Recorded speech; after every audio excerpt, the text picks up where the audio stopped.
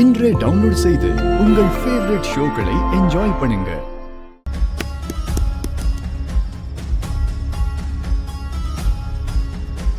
Anti பால் கொடுங்க anti. இந்தாங்க. Thanks aunty. தம்பி சொல்லுங்க ஆன்ட்டி. இந்த வீட்ல பாரதியனை யாராவது இருக்காங்களா?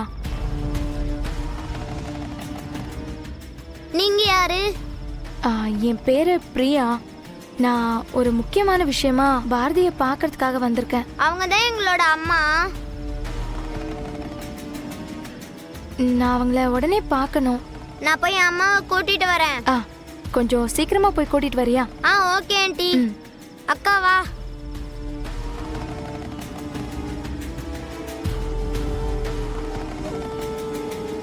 சின்ன பவானியும் ஏகம்பரம் ரெண்டு பேரையும் ஆளே காணுமே. எங்க போனாங்க?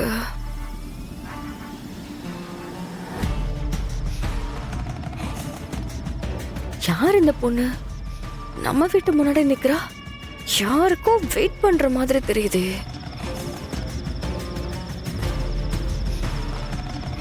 சரி, நம்மளே கேப்போம்.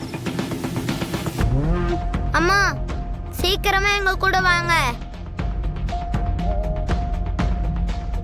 எங்க ஆதித்யா கூப்பிடுற? உங்களை பாக்குறதுக்கு வாசல்ல ஒரு ஆன்ட்டி நின்னுட்டு இருக்காங்க. என்ன பாக்குறதுக்கா?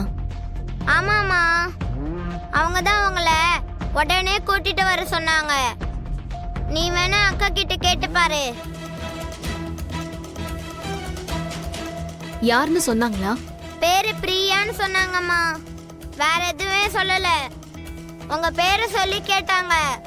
நாங்க உங்களை கூட்டிட்டு வரேன்னு உள்ள வந்துட்டோம். வாமா போலாம். வா.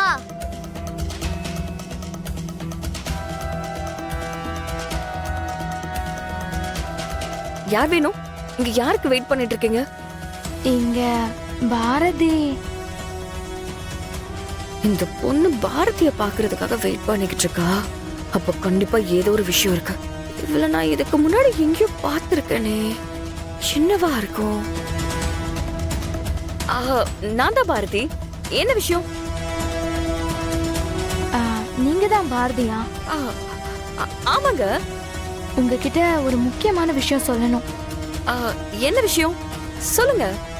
உங்களுக்கு துரைய தெரியும்ல?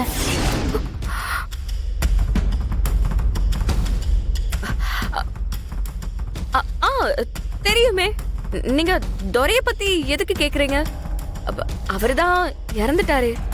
இல்லங்க, துரை இன்னும் உயிரோடு தான் இருக்காரு.